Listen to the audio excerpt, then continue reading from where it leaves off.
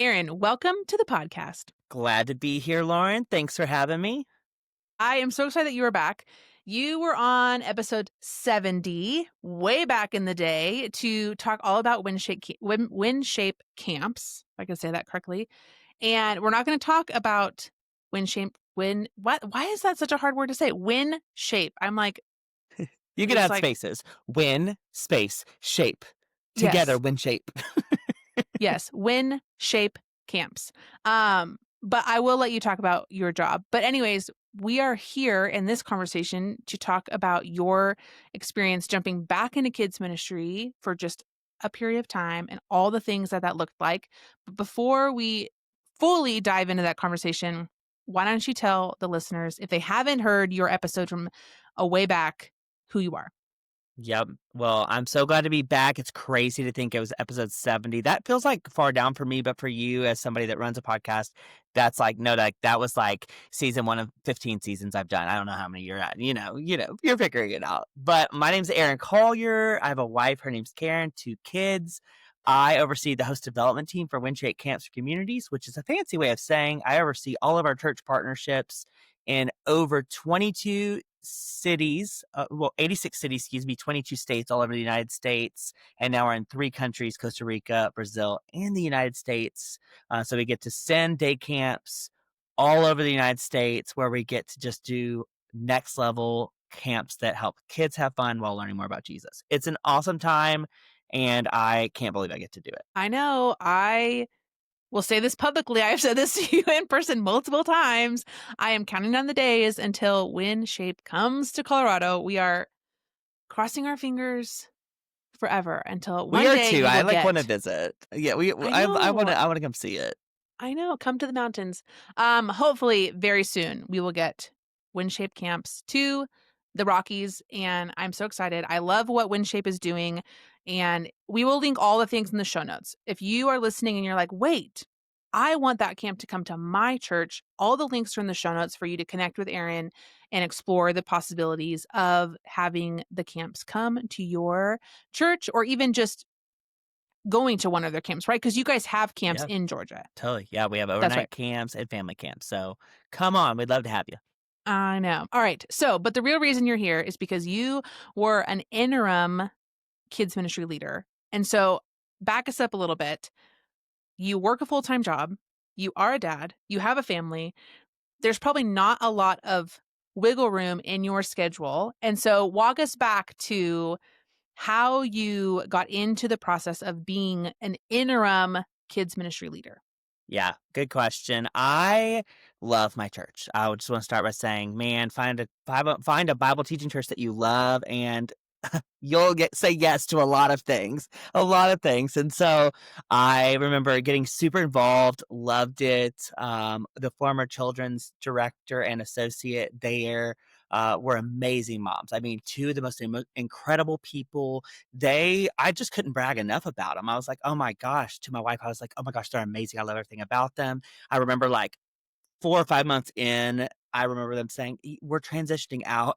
And like my heart sunk. And I was like, oh, you're leaving. Great. I'm like, I'm sure there's a plan. There's going to be a plan. And we have the most amazing staff. And I got asked to breakfast with our associate pastor and then our senior pastor. And they were like, so interim, does that sound interesting to you? And I was like, yes. And I'm like, yes, would love to do it. And like, there's a few reasons. I think one of them is like in my head, I'm like, I just want to steward what these moms have set up so well. Like literally they laid the groundwork. The foundation was there. The roof and the walls were already on. Like if you're talking about it from building something, they had just done Mm-hmm. a great job. And I'm like, it also impacts my family so greatly. Like I want my Mm-hmm. kids to go to a place that they love and they feel cared for. And in the in between, our associate pastor and our senior pastor need to do what the Lord's called them to do. Shepherd the people of the church. And in order to do that, there was an in between. And so I said yes. And I figured it out. And I did not figure it out by myself. There were a lot of people involved. And my wife was incredibly supportive, but that is, like, how the conversation started, and I wouldn't take it back. I, like, was like, "Man, this is fun, challenging, and, like, I am learning to walk again." Like, quite literally Yes. learning to walk. 'Cause how many years? Because you were in vocational ministry at one point. Yeah, How many I was years has it been since you had been in Sunday to Sunday ministry work? yeah. So I've, like, was a children's pastor for 5 years. I've been back in my WinShape job for 4 years, and so it'd been 4 years since I ran a Okay. kids ministry, and I there's just so much. You're like, "Oh, yeah, I forgot Saturday nights. You're not off." Like, "No, no, no. Oh, yeah. Body's had the flu all weekend, but they don't tell you until 7 p.m. on Saturday." Like, it's just, like, something about you're at the dinner table, like, "Wow, it's been a peaceful Saturday," and then immediately you're getting, like, all these people are texting you, and you just put a smile on. But, yeah, it did Yeah. 4 years, so a lot to learn. Okay. That was like me. I was out of it for 4 Yeah. years, did the curriculum writing, kids ministry circle, and then jumped back in after 4 years of not being in the Sunday to Sunday rhythm. And it's like, it's not as easy as like riding a bike again. It's like, oh, I have all these things that I have to do. Okay, so you hadn't been in ministry for 4 years. You said yes to this interim job. How long did they give you? Like, we want you to be in this role for 3 months, or like, what was the timeline? Yeah, so they started the search. I was trying to help them on my end because in the world that I work with a lot of college students that are either beginning college or ending college. A lot of them want to go into ministry. So I was searching on my end, they were searching on their end, and there was just a lot that was still being figured out. Great volunteer base. So I didn't really give them a deadline. I didn't have a deadline. I was like, I can do this. Um, to which I, like, realized that, like, when summer approaches, like, I get really busy, and so Right. I wanted to make sure that, like, I was stewarding it well, and something, like, a rule in our house that we have is, like, we have to know when to say yes, and we also have to know how to say no and when the Yeah. time is to say no, so that we're not, like, sacrificing anything within our family dynamic, and Mhm. so I did it for 5 months, so January to May, and it was a very life-giving 5 months. I loved everything about it. It was so fun. Okay, which is great because then it allowed you to step away and Mhm. do your summer thing, which is like traveling a lot and being at all these day camps. And so what a great timing. So I feel like were you just walk us through like what your week looked like? Were you just maintaining? I mean, you were an interim over a major holiday, over the Easter Sunday. And so, what did that look like as you were kind of just keeping the foundation steady? Were you recruiting volunteers? Were you doing events? Were you planning new things? What did that look like? Yeah.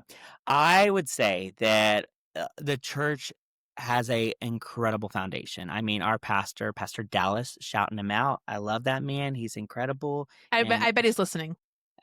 I'm certain he's listening. And Jacob, our, like, associate pastor, are amazing. They're wonderful, wonderful, wonderful people, and they are so supportive, and they wanna do anything they can. So it didn't look like me being in the office. If I'm being very honest, this was Okay. like I was volunteering to be an interim. It was so fun for me, but it was like I was figuring out planning center and scheduling people, learning people because I didn't know people. I just started, 4 months before working in the serving in the kids ministry.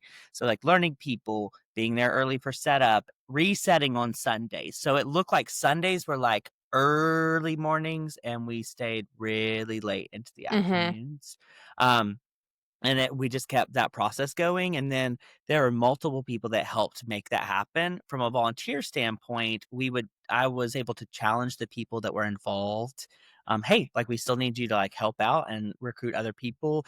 And then the former children's director and, children's associate were both still actively involved and still are actively involved in the Oh, church, that's nice. which was so helpful because they were so supportive in making things happen. And so it looked like a lot of, like, sustaining, helping growth in whatever we can, but sustaining where we were to launch into, the next season that was ahead for them.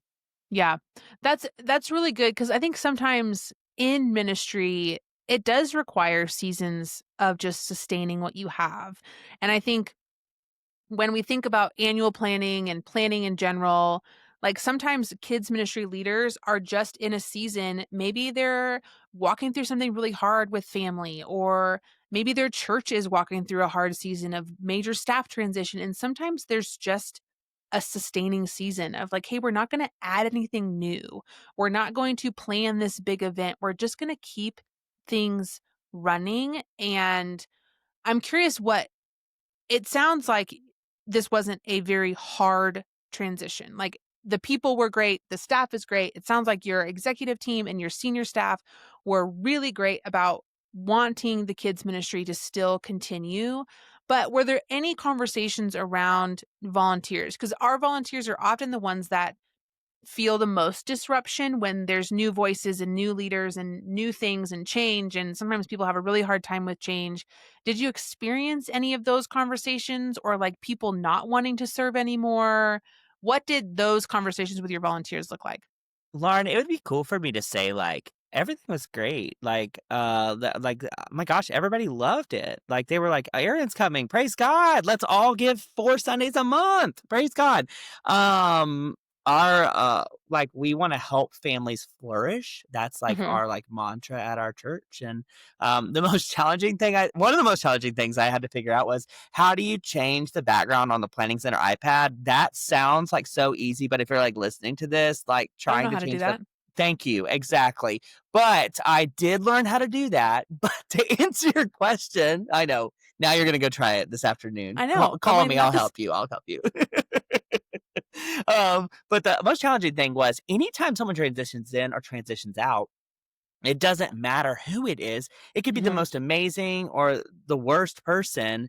It's a reason for people to tap out. It is because they're like, oh my gosh, this person doesn't know me yet. So, like, I'm not going to serve anymore. And so we did see this season of like people saying, like, hey, I can't serve anymore. mhm. But the most challenging part was learning the personalities of people and like, oh, you can serve the first and third Sunday, but you only serve the first and third Sunday, January, March, May. Oh It's my like very goodness. important to learn, or you serve the fifth Sunday, or you serve in the pre-K room, but you serve in the pre-K room on the third Sunday of the month. So it's like learning the people was incredibly challenging and trying to recruit and gain trust with people that didn't know me very well. I mean, Mhm. first things first, I'm a guy that's in kids ministry. Not a very common thing. Not a very common thing at all. And so when they see you, they're like, do we trust him? Like, and it's a good Right. question that all parents ask. And so we did lose some volunteers, but we gained some. And then we had to gain the trust of the people, Yeah. which thankfully we already had as a church, but it was definitely a rebuilding season. But such a fun journey where I learned a lot about myself and a lot about others, which was really cool. Yeah. What are your best recruiting tips if you don't like for someone who's just walking into a job and they don't know the people yet, but they're tasked with recruiting volunteers?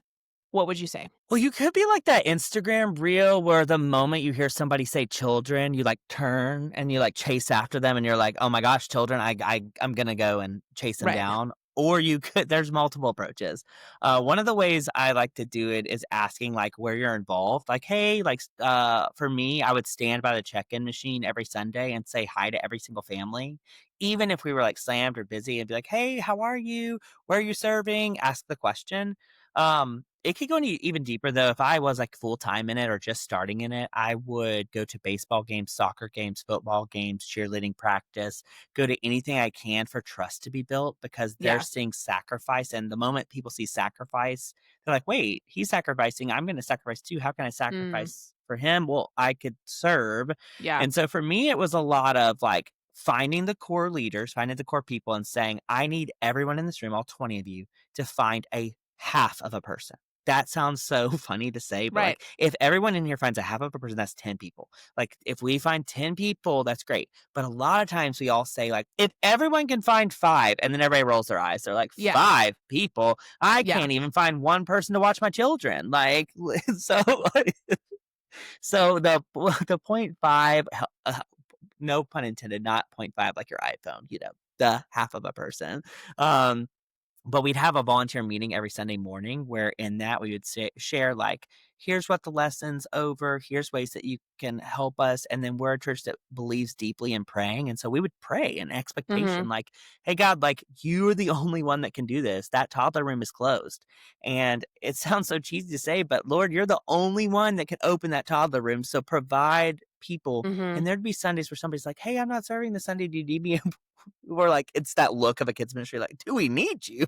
Like, Yes, of get course. it, go. Yes, the door is open. Like, go get Here's some in there." Cheerios. Go in. Correct, correct. And so it has been cool to watch though too. Like as I transitioned out and new people transitioned in, they know new people and they've been at the church for a while. They're able to help get new people in and some new college and high schoolers that are able to help as well. So it's been an Mhm. awesome season, but there were challenges within it. It wasn't always that way. There were many times rooms were closed or we were like, what are we going to do? Scratching our heads, combining classrooms. It's like a puzzle. It is a Tetris board every week, week in and week out. Yeah. How many hours do you think you were spending a week on this? Trick question. That's a good question. You know, when you send the schedule out on the 15th of the month, you take time to Mhm. sit out and then you just pray. Like literally you open the word like Psalms and you're like, God, as I push the send button, Lord, would you please help everyone hit the green dot? Like the Yes. green dot, like, but then it's just like the world's ending. You see so much Yes. red and you're like, "Oh my gosh." So, I would say on the average, it was 8 to 10 hours a week, some weeks 15, depending on what the need was. Because you only have to build the schedule once, you only build a schedule once a month, and then you add it in. But we also the team that left before I came in did a great job at printing 3 months of material, That was and then gonna be my I next question, was yeah, curriculum. I stayed ahead on that, so they printed 3 months, all of it was ready to go, so then I was able to continue forth, and the former kids director was incredible and said, like, "I can still edit material if that would be Yeah. helpful to you," which was a blessing, but we did have to, like, learn of, like, okay, like, what is the average kids? How do we copy this? What if the copier breaks? Like, Mhm. where all these files live? Like, there's, Yeah. like, so many intricate pieces, but the kids team was awesome, and I know, I'm so blessed, truly. Like, I knew where to order printer, like, the Right. cartridges, all of it had Amazon links. It was just the greatest blessing, but when on those 15-hour weeks, it was hard. There were some late nights where it was like, "Okay, it is Saturday at 3 p.m., and I'm gonna work this whole day Yeah. because the schedule's not there, and I have to." And so, yeah. Yeah.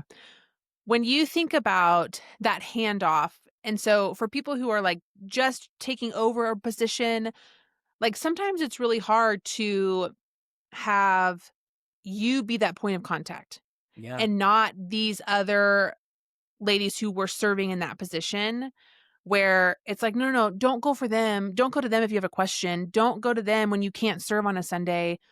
How do you, and this is, like, obviously they handed it to you and then you handed it to somebody else and everyone is still at your church. It makes it so much easier if they're like, "Bye, I'm going to a different church," but you're all still there. And so how, if you made intentional moves or if they made intentional moves on how to just direct your volunteers to be like, "This is your new leader. This is your new point of contact." What does that even look like? Yeah, I think the hardest thing in transitioning the church is when somebody transitions out of children's ministry. It happened to me at my last church. You give space and Mhm. often leave to allow the Right. next person to lead. Like it's not ever an easy transition. However, in this case, what was cool is like the former children's director crafted a beautifully well written email letting everybody know, like, hey, here's who's taking over in the Mhm. interim. You can trust this person. Like it was so beautifully done, but we communicated in a way that I knew when that email was going out. So my email would literally go the following day Oh, to nice. correlate. So there was a conversation happening. And there were moments where it was like, it's a trained thing you have to do. I still struggle to do this. It's like somebody will come and approach me and say, still like, "Hey, would you like me to?" And I could easily answer that question. I could easily be like, "Yes, I would love you to do that." But I have to be like, actually, can you ask?" Like, and Yeah. it's a trained habit that you have to teach. It took a few weeks to make that happen, but honestly, uh, the church was very receptive and there was time. It was not a quick transition out. It was, "This transition is coming. We wanna let you know about this transition." And our church Mhm. does a great job at having, like, members meetings where Yeah. people are updated on things and they know what's coming, and it's not just an email from your senior leader where you have no time to ask questions. It was, Mhm. like, very well thought out. But there were, like, moments where I was like, I can actually answer that for you," or, "I don't really know how to Right. answer that question," so I had to ask it, but it was incredibly helpful that the person was still there and is still actively involved. Yeah. I love that, like, the honest communication, and, again, it's really helpful that these people who were in that role beforehand are still very well loved. It makes it a lot harder when someone leaves on the spot, and you're like, "Wait, who's in charge?" Totally. And so it makes it like, obviously, this is like the best case scenario situation Yeah. where the handoff could be really smooth and really intentional and really supportive of all parties involved. But I do think sometimes in a handoff situation, whether it's an interim or whether it's a new hire, there is that conversation of like, okay, no, everybody, like, you are loved. I am here. We're handing it off to somebody new. And I'm curious if you got the people who were like, well, so and so did it this way. I it's so funny. Like, I just love it, and I at times, I like to rip the Band-Aid off and say, like, "Hey, like, we like to use different types of sanitizer. Like, some and we support it, some love sanitizer, Yeah. and I love it, and some don't love sanitizer. I'm the guy that, like, comes in with my hazmat suit, Lysol, chained to my, whole body and Clorox wipes ever, and I'm like, "Kill the germs, like, kill them." And so there are, like, moments where questions like that would ask I truly think in confidence and support of other people, it was very easy to come in and be like, "Hey, I get that totally, but, like, we're in an interim." And you can Yeah. blame a lot on we're in an interim season. Totally. We're, like, in an interim. Like, it's an interim time, and, like, you just keep saying that phrase, like, "It's interim. Interim time. Oh, I did that wrong. Interim. Forgot your name. Interim time. Oh, birthday card forgot. Interim." Or like when the schedule was wrong, I'd be like, "Oh gosh, for the 15th time, guys, I'm so sorry. Interim." And they'd be like, "Oh, okay, yeah, totally, yeah." Everybody was like, "Yeah, totally get it." And I'm like, "Yeah, great." But yes. Yes, it is hard, especially those people who are change averse. And they're like, wait, Hmm. you Hmm. moved my supply bin. And you're like, yes, I did. And it's a good reminder too of like when you are new to a position, Totally. you do have this window of time where you're like, oh, I'm new. Uh, I don't know. I don't know these things. I forgot. was Or close to not being in that spot, Lauren. Like, when you hit the 6-month mark, it goes yeah. from I had hit 5 and said, "I gotta get out before they blame me. I gotta go." But they're gonna be like, 6 months in, they're like, "Doom," like, you're, like, done for. But, Yes. like, I it also helped that the person that was the former kids director, very much personality type like me. Ben's organized, Ben's labeled, everything has a Yeah. home and a place. We don't keep things that we don't need, things get thrown away or donated. Like, it was like, okay, this breathes fresh air. It could have been a nightmare. And Right. within that, thank God that the Lord gave discernment in that it was not. I was honestly very healthy. Yeah. I'm curious if you guys, especially as you guys hit Easter season, right? Sometimes, and I know you and your creative brain and all the things, and this is where I would lean towards of like you wanted to do all the things. You wanted to like work those 15 hours a week and do as much as you could to like start this or do this or host this event. And when you're in a season of sustaining a ministry or preparing, sometimes I feel like ministry leaders enter into a time of sustaining in ministry so that God could breathe new life into ministry and start something new. And sometimes in that sustaining season, you have to say no to things, and that can be really hard. And so I'm curious if you had to have conversations with senior leadership of like, I can't do this.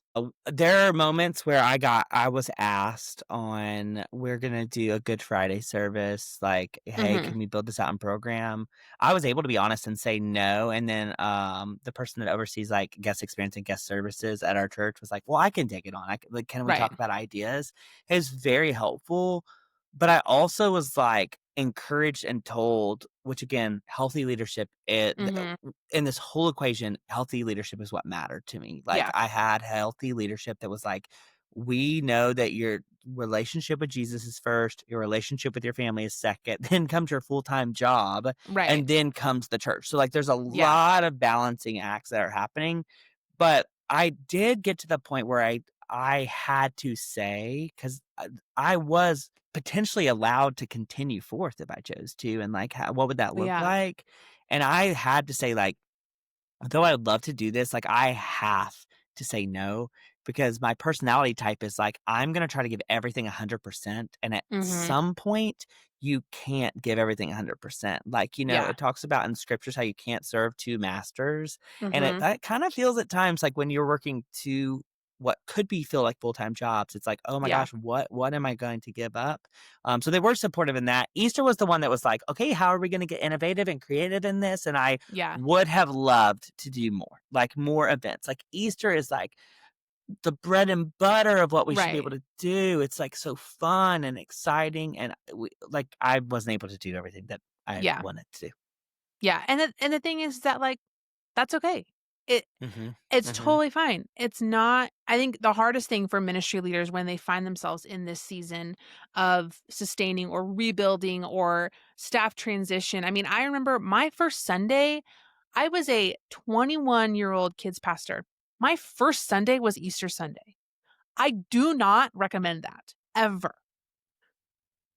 It was it was, like, horrible. But anyways, um and so, like, when you're in these seasons of it's okay to say no, and I think this is where kids ministry leaders have to really fight against that Yes. comparison Yes. of like, "Oh, wait, but they're doing this, and I bet they're gonna Mhm. get so many more families at their church, and they're gonna get all these new guests, and they're gonna grow, and it's la la la la la la la," and it's like, they could just spiral down into this really unhealthy state where if you just say, "Okay, what is God asking me to do?" And I feel like that's kinda what you had to do. You had to say, "I am in this season.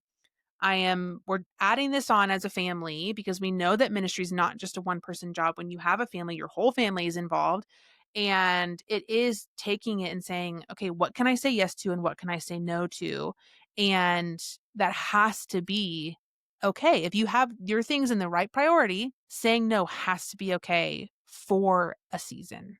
Yeah, and if you don't say no, the problem that you run into is, that is when, um, just horrible things can go wrong. Hmm. Like, it's like, "Oh my gosh, I'm not faithfully there when my kids need me or when Yeah. my wife needs me or my full-time job needs me," and within that too, like, I think it all rooted started with, like, our family feels deeply about serving the local church, and I mean, Lauren, you feel that too, but there's, like, a boundary that you have to set of, like, what could that look like and how long does that go, and I mean, it was cool, like, they have summer programming they do, and a volunteer came in and came up with all the logistics of it on their own, which was wild. Like, Yeah. I mean, the place I go that I will leave unnamed for the time being is amazing, and we have great volunteers, which again is the reason the yes was there. I mean, Hmm. like seeing the heart and the care and the compassion of the people is great. But if I would have had to use the discernment of the Lord if it wasn't there, because if I didn't say no,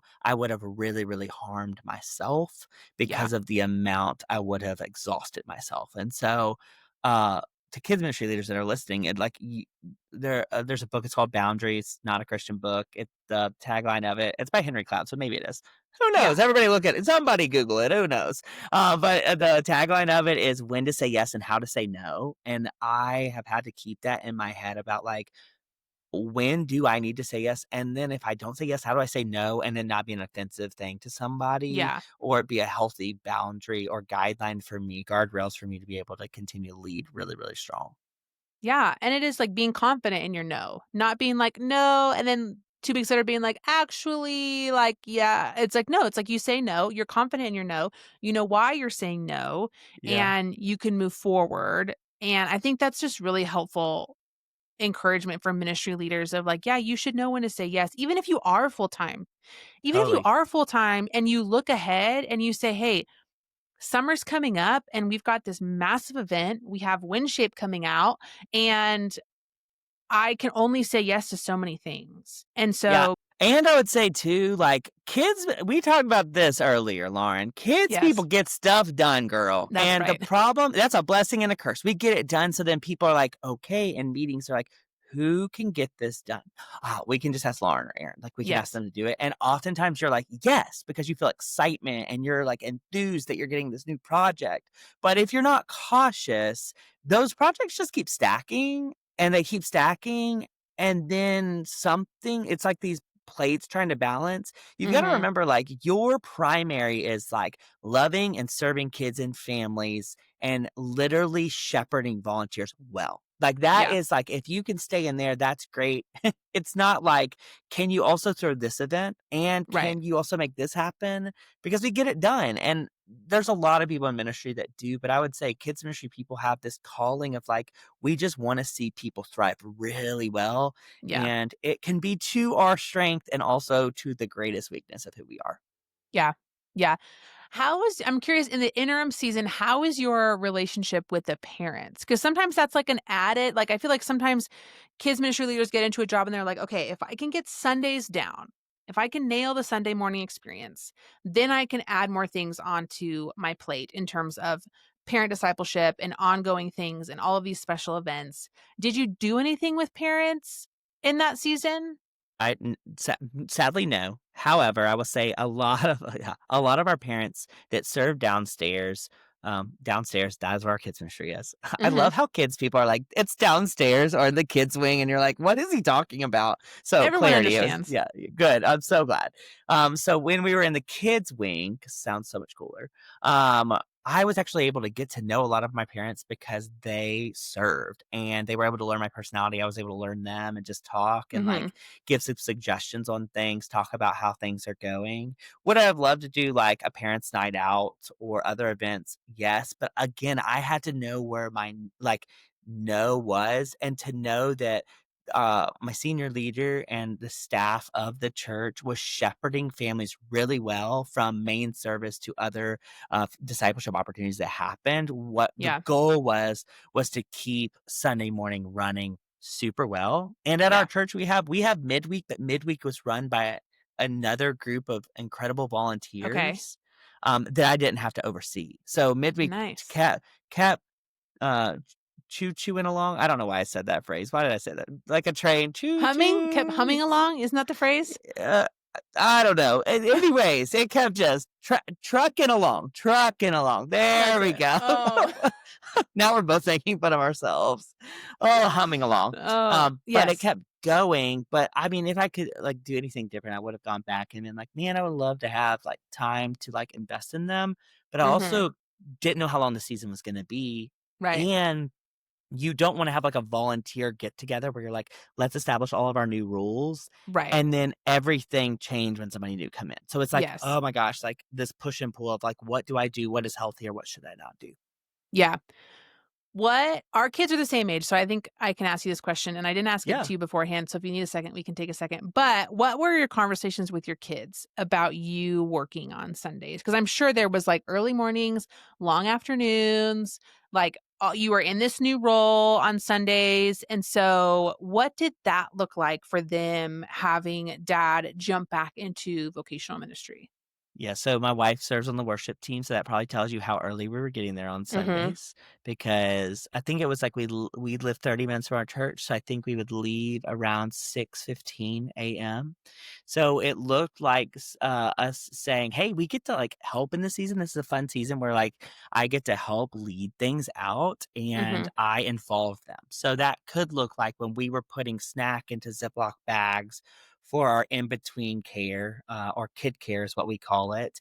I would use them. I would get them to put on some gloves, sanitize their hands, get them to help redo the bins, sanitize the toys. But also in the morning, thankfully for our worship team, we did what we call kid care as well. So they would get to hang Mm. out with a bunch of their kid friends. So it's like an additional time for them to get to hang out. The hardest part was like when we were there until 2 Yeah. or 2:30 resetting. But once I like came up with a plan and utilized coordinators and things like that to flip rooms as we could, I was able to leave at like 1 or 1:15. So it was like it's Yeah. much easier once we created the plan.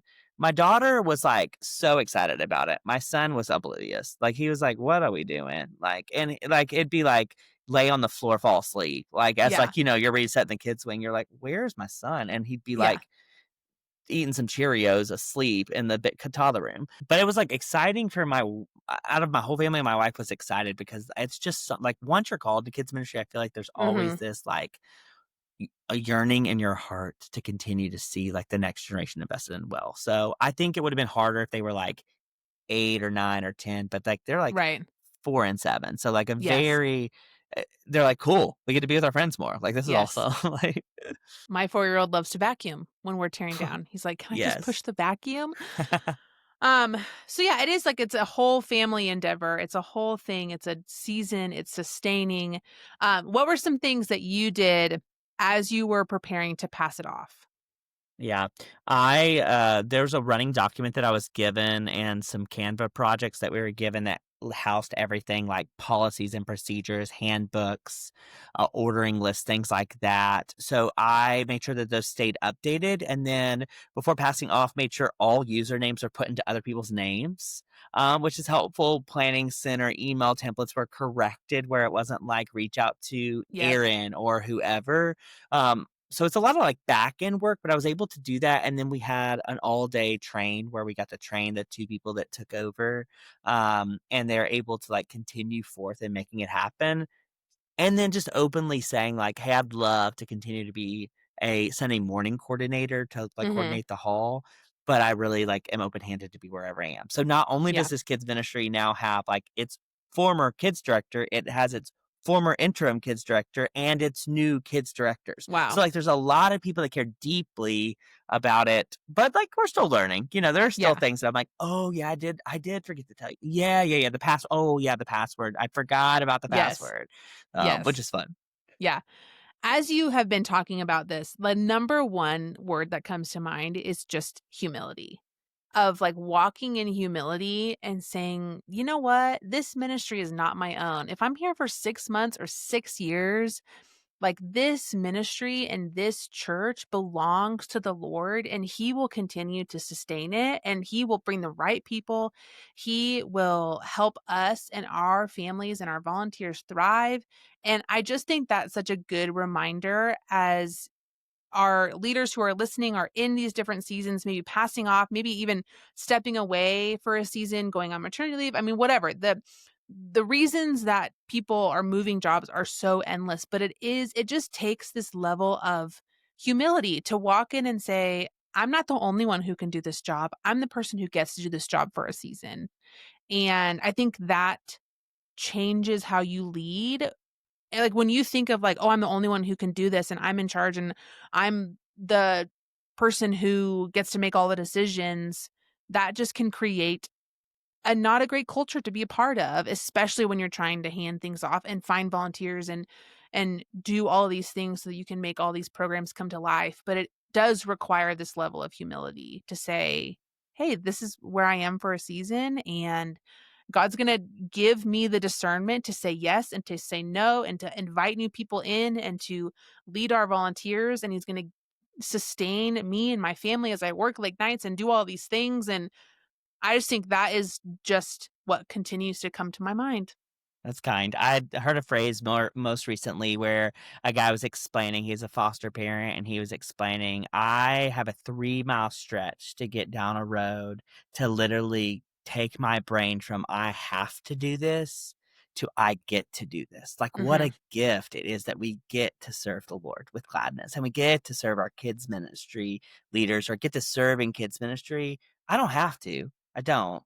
I get to. And the Lord so sacrificially gave me that. And so I think like for all kids ministry leaders out there, like it is a joy to get to serve the Lord with gladness. And there are things you do have to do, but you get to tell kids about Jesus. And that alone is like one of the most humbling and wonderful things, and so I loved it.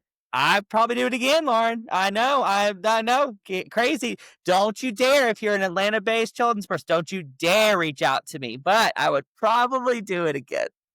Oh my goodness. Okay, the last question I always ask, if you were talking to someone I'm gonna change this. If you are talking to someone who feels like they're in a season of sustaining a ministry, of just keep it going, keep Sunday morning the priority, keep the program on, keep welcoming new families, what would be your words of encouragement? Um, I would say relationships matter more than programming. And so, the relationships that you build, the connections you make, the care that you show is what matters more to families. I would also say you're not alone in that. Oftentimes, people say that leadership's a lonely place. It's only a lonely place if you make it a lonely place. I mean, Lauren, I remember meeting you a few years ago, and I was like, "This is such a fun connection," and I Mhm. hate that I didn't like connect sooner. So relationships is more important than programming. I would say find your community, and the third thing I would say is like openly talk to people about who you are. Don't try to be Mm, this well polished like I have it all put together, like, yeah, I can talk about when my son comes into my bed and his foot is in my mouth at 4 AM and I wake up to his foot in my mouth. Like, that is yeah. uncomfortable and like, "Oh my gosh, this is so much and I'm so tired," because it shows a real and raw side of me that other parents are like, "Wow," it's like, "He's gonna share that." I'll share that my son's foot is in my mouth at 4 AM too, like, I don't know. Um but I think relationships is everything. Like, it is Mhm. everything in kids ministry. And then also show yourself grace. Um, Grace is so important in the interim season. Yeah. Um, and have fun. I mean, gosh, you're an interim. That means if something goes wrong, you're an interim. Have fun. Oh my gosh. Have the best time in the world. Like, just don't change everything. Just don't change it all. Right. Don't change a bunch of things. No, Have some no. fun with what you have going on. Yeah. That's awesome. Aaron, where can people find you if they wanna ask you to be an interim or if they wanna know more about wind shape camps? Good question. You can find me on Instagram, last name then first name, because I thought it was cool in high school. Call your Aaron, no numbers. Nice. um, or you can find me via email. My email will be in the show notes, but it's acollier@windshape.org. Would love to talk about camp. Would love to talk about ministry, would love to just process or pray with you. Like, I think that's the greatest thing. And you should listen to more of Lauren's podcast. It's incredibly helpful. I'm not just plugging it because I'm on it. I'm plugging it because I think she gives the greatest heart. So thank you for Well, having me. thank you so much. It was so great to have you on the podcast today.